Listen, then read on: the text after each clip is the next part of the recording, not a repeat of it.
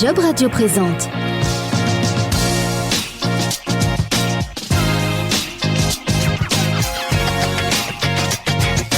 Superfast, un podcast avec Julien Doza. Bienvenue dans ce premier épisode de Superfast. 15 minutes de conseils et d'infos pratiques pour faciliter la gestion de la crise des startups. Et pour présenter cette émission, à mes côtés, Jean-Baptiste Vénin de Job Radio et Startup Media. Bonjour Julien, bonjour à tous. Pour cet épisode, comme pour tous les autres d'ailleurs de cette première saison, vous pourrez les écouter en intégralité en écoutant jobradio.fr, en téléchargeant l'appli Job Radio ou en vous rendant sur toutes les plateformes de diffusion de podcasts. Et pour ce premier épisode, Julien, nous avons décidé de nous intéresser à la trésorerie des startups. La trésorerie est un des éléments les plus importants, on ne va pas se le cacher, lors de la création et de la gestion d'une entreprise. En effet, Jean-Baptiste, la trésorerie, c'est un enjeu stratégique pour la startup, qu'elle soit en création ou en développement. Concrètement, c'est de l'argent dont elle a besoin pour fonctionner et couvrir ces décalages de trésorerie, notamment le paiement des clients et des fournisseurs. C'est aussi un indicateur majeur de la bonne santé financière d'une entreprise. Bien souvent, nos startups ont entre 4 à 5 mois de trésorerie, ce qui est assez faible pour faire face à la crise comme celle-ci. D'ailleurs, Estimeo vient de sortir une nouvelle étude, je ne sais pas si tu l'as vu, mais qui vient de paraître le 16 avril dernier, sur l'impact du confinement auprès des startups. Elle démontre quoi ? Que 2/3 d'entre elles rencontrent des difficultés et doivent revoir leur stratégie budgétaire, les plus touchées étant les startups de moins de 3 ans. Alors, dans cette période de crise sanitaire, le gouvernement a lui fait plusieurs annonces pour soulager la trésorerie des entreprises, avec par exemple l'annonce le 25 mars dernier d'un plan de 4 milliards d'euros en direction des startups justement, une enveloppe de 80 millions d'euros financée par le programme d'investissement d'avenir et gérée par BPI France, afin de financer des bridges entre deux levées de fonds, des prêts de trésorerie garantis par l'État, mais aussi des crédits d'impôt sur les sociétés restituables en 2020, dont le crédit impôt recherche pour l'année 2019 et des crédits de TVA. Et puis le versement accéléré des aides à l'innovation du PIA déjà attribuées, mais non encore versées, pour un montant total estimé à 250 millions d'euros. Julien, est-ce que ce plan est finalement de nature à répondre aux problèmes que peuvent rencontrer actuellement les entreprises? Et surtout, est-ce que ce sera suffisant ? Comme tu viens de le signaler, le gouvernement, les régions ont lancé un plan de plusieurs milliards pour répondre le plus rapidement possible à la crise. Ces plans sont une première réponse apportée aux entreprises et aux startups. Néanmoins, cela n'est pas encore suffisant. La BPI vient de sortir de nouvelles propositions pour répondre plus facilement aux startups. Après, il faut surtout que tous les acteurs économiques jouent leur rôle, en particulier les banques. Alors Julien, pour ce premier épisode de Superfast, et pour illustrer cette fameuse question de la trésorerie qui est centrale pour les startups, notamment pendant cette période de confinement, tu as décidé de recevoir Sharon Schoeffer, elle est la CEO de Startup for Kids, et Michel Joly, associé chez Grant Thornton. Alors Sharon, c'est une entrepreneuse qui organise des événements éducatifs afin de préparer les jeunes au monde de demain, et on en a bien besoin. Ils ont entre 8 ans et 16 ans. En 2019, c'était 6 000 jeunes participants et 17 000 depuis leur existence.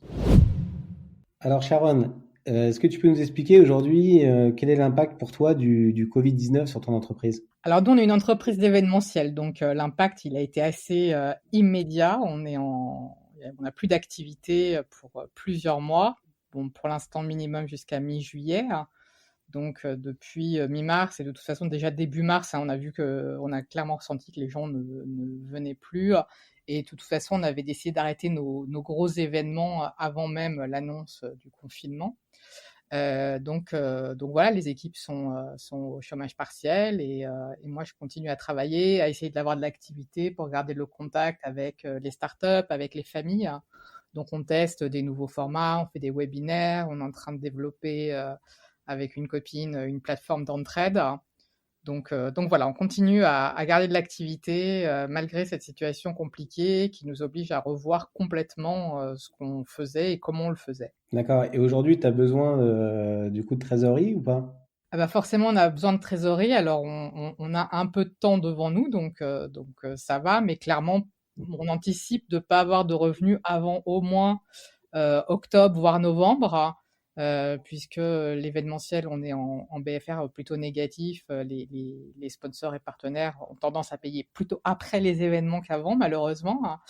Donc voilà, il faut quand même anticiper le temps très long d'absence de revenus. Et tu as fait une demande de PGE, je crois. Ouais, on a fait une demande de PGE. Alors, nous, on est dans une néobanque. Donc, malheureusement, les néobanques ne font pas de crédit, ne font pas de facilité de trésorerie, rien. Ce que je peux comprendre, j'avoue que j'étais un peu surprise qu'elle se mobilise pas pour essayer de trouver des solutions, en tout cas la nôtre. J'ai parlé avec une autre néobanque dans laquelle on n'est pas, mais par hasard sur les réseaux, où eux sont en train de mettre en place des solutions de partenariat avec d'autres banques, et celle dans laquelle D'accord. on est ne le fait pas. J'avoue que j'ai trouvé ça très décevant. Du coup, j'ai contacté la banque dans laquelle j'ai le compte de l'association, puisqu'on était une assoce avant.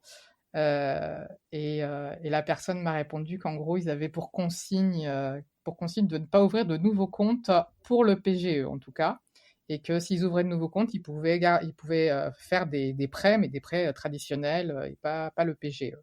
Donc, j'avoue que j'étais un peu surprise parce que c'était pas l'idée. Après, c'était il y a une quinzaine de jours, donc peut-être que la situation a un peu évolué. Et je continue, j'ai contacté une autre banque qui pour l'instant m'a pas répondu, j'ai demandé des mises en relation avec d'autres banques. Voilà, je cherche toujours à ouvrir cette voie du PGE, et on regarde évidemment en D'accord. parallèle d'autres solutions. Du coup, le PGE, c'est pas si simple à mettre en place. Comme d'habitude, c'est simple quand tu rentres exactement dans les clous, puisque là par exemple, j'ai pas donc ma banque ne le fait pas, donc il faut déjà que je trouve un organisme pour l'avoir, et puis après il va falloir voir l'assiette, puisque l'assiette l'année dernière, nous par exemple, sur l'entreprise, je n'avais qu'un salaire, et aujourd'hui j'ai 4 salaires à sortir, donc on n'est pas du tout sur la même ampleur de trésorerie et de besoin de cash mensuel. Donc voilà, on va voir les calculs aussi, comment ça se passe après au-delà de ça. D'accord. Et aujourd'hui, t'en es où alors Alors de ta aujourd'hui, je démarche? continue donc à essayer de contacter des banques. Je me suis rapprochée de la BPI. Alors pour la petite histoire, je me suis un peu pris la tête avec mon conseiller, avec qui avant le Covid, ça se passait déjà pas hyper bien, mais alors là, ça a carrément clashé au point qu'il a fini par me raccrocher au nez, hein. Mais bon, il y a une autre conseillère BPI qui m'a gentiment contactée, et on essaye de regarder les solutions ensemble. Mais en fait, il n'y a jamais rien qui est si simple, puisque l'essentiel des dispositifs de la BPI sont adossés à des prêts de banques traditionnelles. Donc, il faut re-rentrer dans une banque traditionnelle. Et je regarde du côté de la région Île-de-France, puisqu'ils doivent mettre en place un dispositif de façon imminente avec un prêt aussi pour les entreprises. D'accord. Ouais, c'est pour ça que nous, on a souhaité inviter notre deuxième expert, Michel Joly de Grant Thornton, qui va nous parler de toutes les aides qu'on peut mobiliser pour répondre à toutes ces problématiques de trésorerie. En tout cas, on te remercie, Sharon. Merci beaucoup, Julien. Et pour répondre à Sharon, j'ai consulté Michel Joly, expert comptable et associé chez Grant Thornton. Il est notamment co-directeur du département expertise conseil et plus particulièrement de l'offre Startup sur Paris. Voilà, Grant Thornton en 2 mots, c'est le 5e réseau mondial d'audit, d'expertise conseil et de conseil financier. Alors Michel, ma première question, c'est de savoir si le système bancaire participait bien à l'effort collectif compte tenu de sa participation aux prêts garantis par l'État. Parce que le gouvernement et la BPI nous parlent beaucoup de ce dispositif, mais je voulais avoir ton point de vue sur le sujet. Alors je crois que d'une manière générale, on a un effort qui est absolument inimaginable dans l'ampleur et dans les conditions dans lesquelles ce PGE peut être mis en œuvre en termes notamment de rapidité et de champ d'application, puisque finalement l'accès est très large, que ce soit des entreprises de toute taille, des secteurs associatifs ou non marchands. Et donc, bien évidemment, pour surmonter cette crise, il est évident qu'on ne meurt pas de faire des pertes, mais de ne pas avoir de trésorerie. Donc, le souci numéro 1 du gouvernement à travers différentes mesures que sont le report des charges sociales ou du chômage partiel, c'est aussi d'éviter un effet domino de chute en ligne des entreprises parce que les factures fournisseurs ne seraient pas payées. Donc, ce PGE est vraiment quelque chose de très important de par son ampleur puisqu'il peut représenter 25% maximum du chiffre d'affaires hors taxe 2019 ou des derniers comptes arrêtés d'une entreprise, et il peut être demandé on va dire de partir du 16 mars jusqu'au 31 décembre, donc ce qui laisse quand même aux entreprises le temps de réfléchir à leur stratégie d'emprunt et de monter des dossiers. Il est inégalé parce que la BPI est garante à hauteur de 90% des sommes. Alors là, par contre, il faut faire quand même très attention parce que 90%, c'est 90%, mais à deuxième demande d'une garantie. C'est-à-dire qu'il faudra que les banques aient au préalable mis en œuvre tous les moyens pour recouvrir l'argent. Donc ça veut dire aussi que dans l'instruction des dossiers, c'est pour ça qu'on peut avoir des sujets dans le monde des startups, dans l'instruction des dossiers, les banques vont être précautionneuses, et notamment elles doivent être très attentives à certains critères, comme la notation Banque de France. En général, il faut être 5+. Même si cette notation n'est pas accessible à toutes les entreprises, la Banque de France gratuitement peut noter les petites entreprises pour qu'elles aient une note et faciliter ceci. Et elles ne doivent pas avoir des capitaux propres inférieurs à la moitié du capital. Donc, ce qui représente quand même beaucoup d'entreprises, même si une partie du monde de l'entrepreneuriat peut être fragile. Donc, c'est quand même très, très large. Et ensuite, très intéressant, parce que finalement, les conditions de garantie, les frais de garantie BPI ne sont que de 0,25% par an. Et on parle d'un taux bancaire à taux zéro pendant 1 an, parce qu'effectivement, les taux de financement bancaire sont négatifs et que les banques financent quasiment à taux zéro. Par contre, ce qui peut coûter un petit peu d'argent, c'est l'assurance que doivent prendre les dirigeants et liée au prêt. Voilà. Michel, les entrepreneurs se posent aujourd'hui cette question. Est-ce que les banques jouent leur rôle ou pas? Alors, les banques jouent le jeu. Après, au cas plus particulier des startups, on a 2 cas de figure. On a un certain nombre de startups, et notamment parmi les clients de Grant Thornton, qui ont utilisé uniquement des banques en ligne comme Néobank ou Conto. Et ce qu'il faut savoir que là, on a une impasse, c'est-à-dire qu'on se trouve dans une situation de start-up qui font appel à des banques dont le métier n'est pas de délivrer du crédit, en fait. C'est ce qu'on a vu avec Sharon. Du coup, Et donc, ces banques-là ne vont pas être en mesure de répondre à la mise en œuvre du PGE. Donc, qu'est-ce qui reste comme solution? C'est d'aller voir une autre banque pour ouvrir un nouveau dossier bancaire. Là, ce qu'il faut savoir, c'est qu'on a un élément de contexte qui est, pour le coup, pas favorable aux startups. Déjà parce que les banques ont fait entrer une sorte de pacte de non-agression pour pas, entre guillemets, se piquer les clients en cette période un petit peu tendue. Et deuxièmement, les banques vont d'abord instruire les dossiers de leurs clients actifs avant de prendre de nouveaux clients, surtout et des nouveaux clients sur lesquels elles n'ont pas de vision sur les flux. Donc c'est vrai que pour ces startups-là, on a une situation qui va être tendue parce que le PGE va pas facilement être mis en œuvre. Et c'est vraiment l'expérience de Sharon qui est partie du coup voir une nouvelle banque et qui lui a dit malheureusement ça sera pas possible parce que vous êtes une nouvelle cliente. Exact. Et c'est vrai que face à ça, on attend des nouvelles dispositions du gouvernement parce que bien évidemment, l'ordre des experts comptables est très sensible à ça. Il y a une vigilance qui est faite et il y a une foire aux questions qui remonte régulièrement au gouvernement. Donc, des dispositions devraient être mises en œuvre pour justement répondre un peu plus aux problèmes des startups. Et on parle notamment de la possible mise en œuvre de dispositifs, par exemple, comme le prêt rebond full digital, qui est un prêt que pourrait mettre en œuvre très rapidement BPI, sans condition pour les entreprises qui ont moins de 750 000 € de chiffre d'affaires, un prêt entre 10 et 50 000 €, avec 2 ans de différé sur 7 ans au taux zéro, sans garantie des associés, etc. Donc ça pourrait répondre à l'offre des startups parce qu'on s'aperçoit aussi que lorsque l'on monte un dossier auprès d'une banque, la banque fait une analyse prospective et les sujets que l'on peut avoir, c'est comment on pourrait finalement avoir la meilleure chance de réussite. Est-ce que du coup le PGE c'est le meilleur produit pour financer sa startup? Donc le PGE, à mon sens, va pas être le meilleur produit pour financer sa startup. Je pense que le gouvernement va, parce qu'il faut savoir que les startups, on est le pays en Union européenne qui a le plus de startups. Et pourquoi? C'est parce que le gouvernement a toujours été attentif à travers différents dispositifs, que ce soit les aides BPI qui continuent malgré le confinement. Donc nos startups, elles continuent à pouvoir bénéficier des subventions BPI et ça, faut pas l'occulter. Tous les aides comme le crédit d'impôt recherche qu'on peut peut-être mobiliser plus tôt ou en obtenir le financement. Donc je pense qu'on va revenir aux recettes un peu classiques de financement des startups, en attendant que le gouvernement nous donne quelques dispositifs vraiment privilégiés à l'institution des startups pour sauver ce patrimoine national et qui fait que la France est un pays vraiment très très différent pour l'éclosion de nos jeunes pousses. Voilà. C'est souvent le problème. Déjà avant la crise, les startups avaient des difficultés à accéder à la phase de scaling. Du coup, de façon plus concrète, aujourd'hui, je suis entrepreneur, tu me dis le PGE, c'est éventuellement pas fait pour moi. Alors quelles sont les aides que je peux mobiliser pour avoir une meilleure trésorerie en sachant que j'ai 2-3 mois devant moi et après ça risque d'être très compliqué. Alors, 3-4 mois, c'est-à-dire que finalement, indépendamment du Covid, je me retrouve dans une situation qui est celle que j'aurais connue même s'il n'y avait pas eu de Covid, parce que très souvent, malheureusement, nos startups font des levées de fonds successives et elles sont toujours en train de faire la prochaine levée de fonds et de gérer leur temps pour créer le maximum de valeur avant de faire une levée de fonds.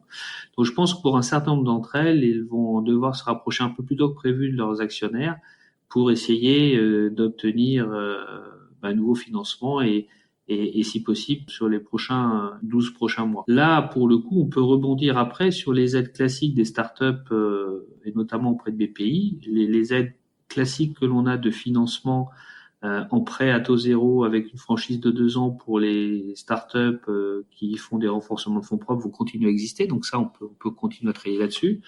Toutes celles qui font de la recherche et du développement et qui peuvent avoir des PIA, des AIMA, etc., ça continue et il faut se rapprocher de ces conseillers BPI pour avancer.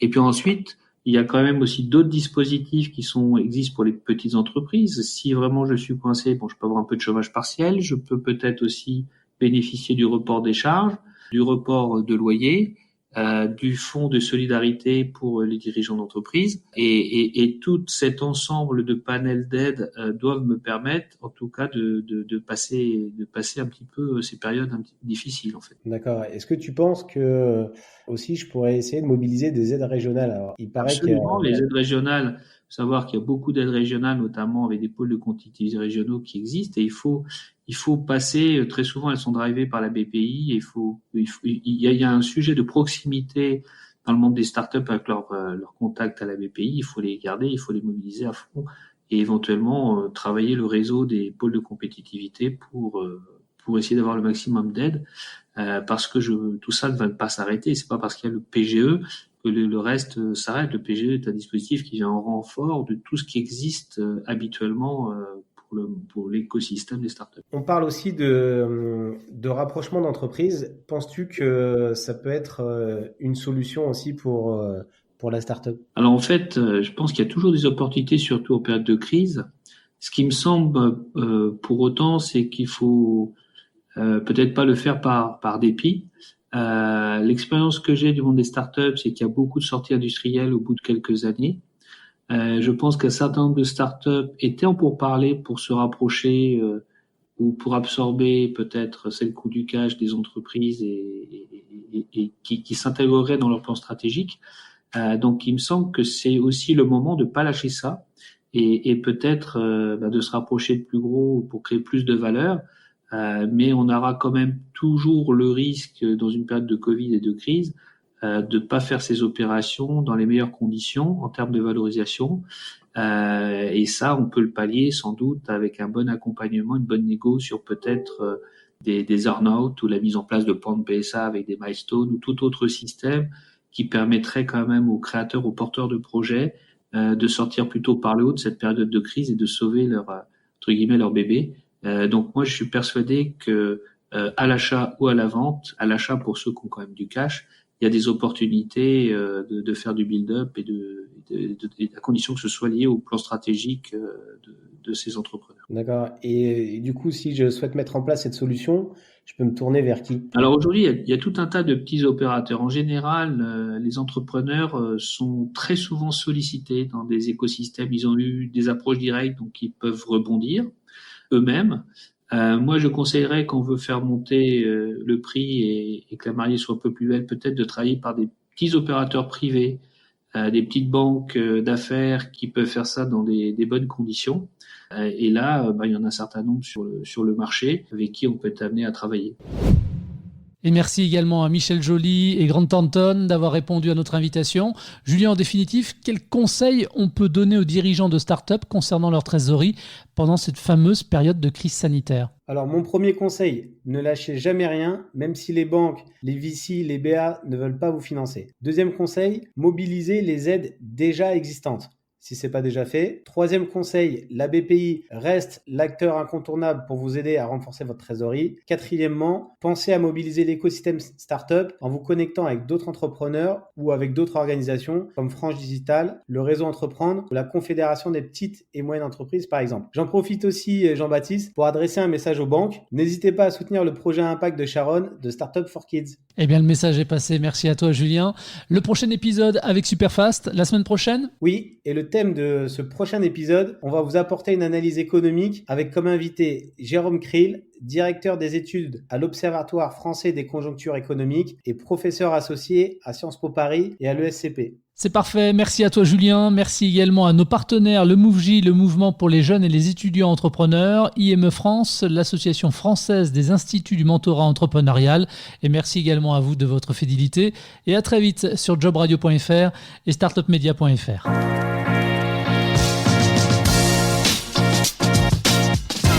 Tous les épisodes de Superfast sont à écouter sur jobradio.fr en téléchargeant l'appli Job Radio et sur toutes les plateformes d'écoute de podcast.